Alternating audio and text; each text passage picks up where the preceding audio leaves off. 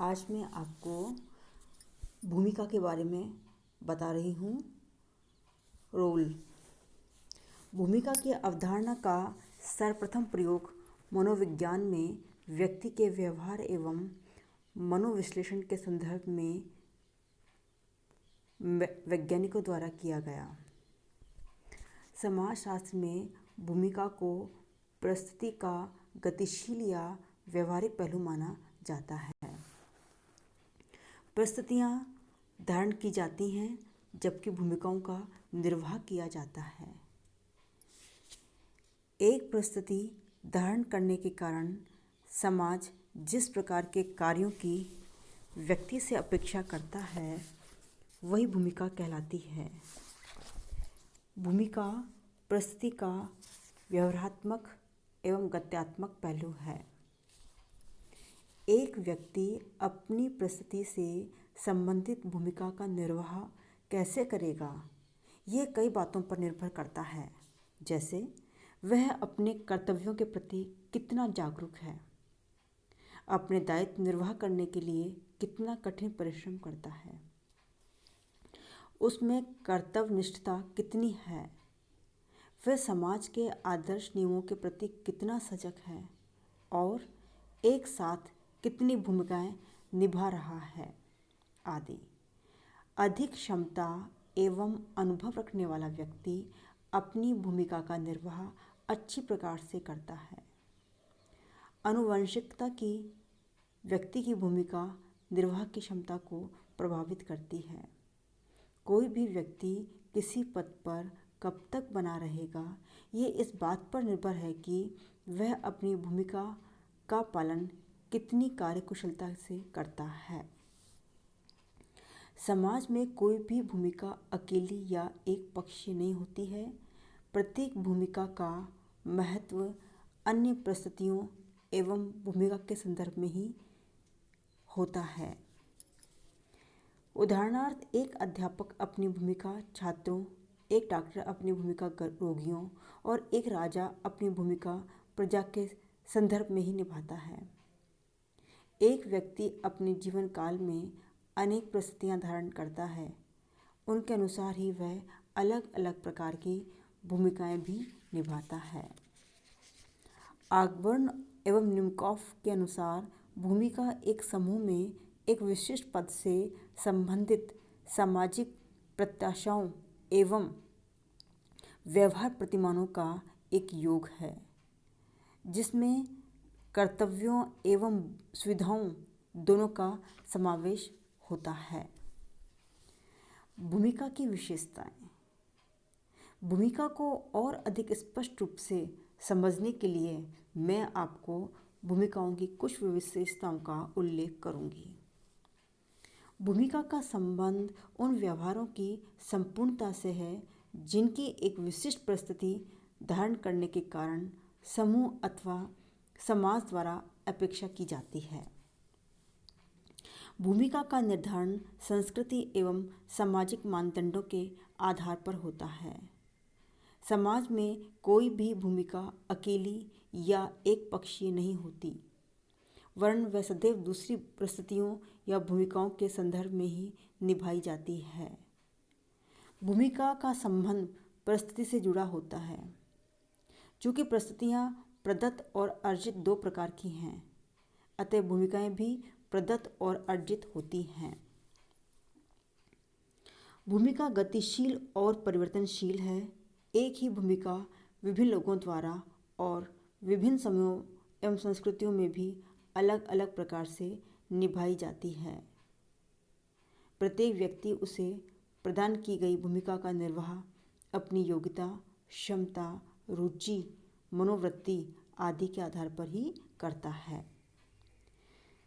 व्यक्ति समाज में अनेक भूमिकाएं निभाता है, किंतु जिस भूमिका के कारण वह समाज में जाना जाता है वह उसकी भूमिका मुख्य भूमिका कहलाती है।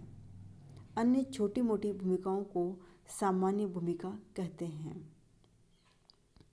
अलग अलग भूमिकाओं का निर्वाह करने के लिए भिन्न भिन्न प्रकार का व्यवहार किया जाता है।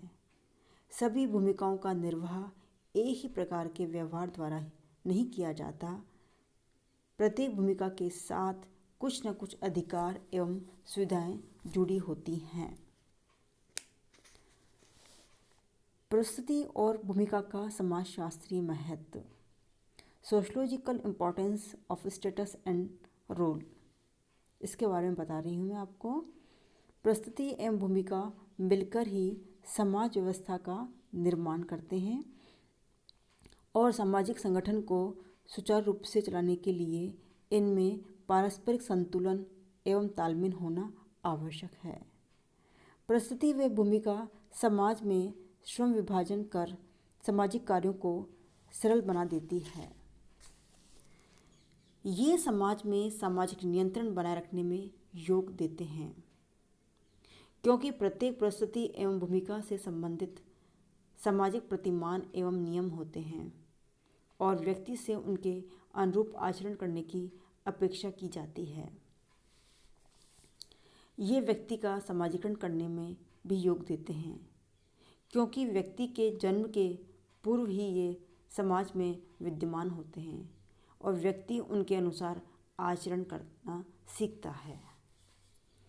प्रस्तुति एवं भूमिका व्यक्ति की क्रियाओं का मार्गदर्शन करते हैं और उससे बताते हैं कि किस परिस्थिति में उसे किस प्रकार की भूमिकाएं निभानी होती हैं। इनके द्वारा हम किसी भी व्यक्ति के व्यवहार का पूर्व अनुमान लगा सकते हैं। उदाहरणार्थ, यदि कोई व्यक्ति प्रधानमंत्री बनता है तो हम उसके कार्यों के बारे में पूर्वानुमान लगा सकते हैं और भविष्यवाणी कर सकते हैं, क्योंकि संविधान एवं सामाजिक प्रथाओं द्वारा उसके कार्य निर्धारित कर दिए गए हैं। भूमिकाओं के निर्वाह में समाज की प्रक्रियात्मक आवश्यकताएं पूरी होती रहती हैं। इसमें समाज में निरंतरता एवं स्थिरता बनी रहती है।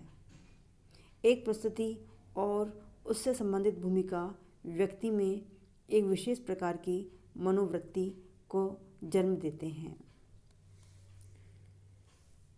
व्यापारी, अध्यापक, छात्र, सैनिक और राजा भी मनोवृत्तियों के निर्धारण में उनकी प्रस्तुति एवं भूमिका भी प्रभाव होता है। प्रस्तुतियाँ व्यक्ति में जागरूकता एवं उत्तरदायित्व की भावना पैदा करती है। समाज में ऊंची व नीची परिस्थितियाँ होती हैं। ये व्यक्ति को प्रयत्न करने के लिए प्रेरित करती हैं और प्रयत्नों के कारण ही उसकी प्रगति संभव हो पाती है। वर्तमान समय में सामाजिक व्यवस्था में तेजी से परिवर्तन हो रहे हैं। इससे प्रस्तुति एवं भूमिका के पारस्परिक तालमेल में असंतुलन पैदा हो गया है। आज भूमिका प्रत्याशा एवं भूमिका ग्रहण में काफ़ी अंतर आ गया है। इसके कारण वैयक्तिक एवं सामाजिक विघटन की स्थिति उत्पन्न होने लगी है। उदाहरण के लिए छात्र, अध्यापक, राजनेता, न्यायाधीश, प्रशासक आदि सभी अपनी भूमिकाओं को उसी प्रकार नहीं निभा रहे हैं जिस प्रकार की उनसे अपेक्षा की जाती है। इसलिए समाज में असंतोष, अपराध, तोड़फोड़, विघटन की प्रवृत्तियां बलवती होती दिखाई दे रही हैं तथा वैयक्तिक एवं पारिवारिक विघटन की मात्रा बढ़ती जा रही है। समाज व्यवस्था को सुचारू रूप से चलाने के लिए यह आवश्यक है कि वैयक्तिक स्तर पर एवं सामाजिक स्तर पर प्रस्तुति एवं भूमिका में संतुलन बना रहे और लोग बदलती हुई सामाजिक सांस्कृतिक व्यवस्था के अनुरूप अपनी भूमिका निभाते रहें। इस प्रकार हम कह सकते हैं कि प्रस्तुति और भूमिका आपस में जुड़ी हुई हैं। प्रस्तुति एवं भूमिका में सदैव भेद किया जाता है। प्रस्तुतियाँ एक समाजशास्त्रीय अवधारणा है। ये एक सांस्कृतिक सामाजिक तथ्य है, जबकि भूमिका सामाजिक मनोवैज्ञानिक का विषय एवं प्रघटना है। प्रस्तुति एवं भूमिका के संबंध सदैव स्थिर न होकर बदलते रहते हैं। नए विचारों, नए मूल्यों एवं मान्यताओं के आधार पर संबंध परिवर्तित होते रहते हैं।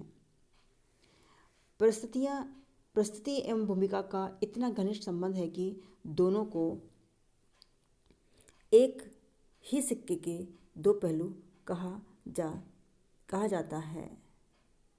बिना प्रस्तुति के कोई भूमिका नहीं होती है और बिना भूमिका के कोई प्रस्तुति नहीं होती है।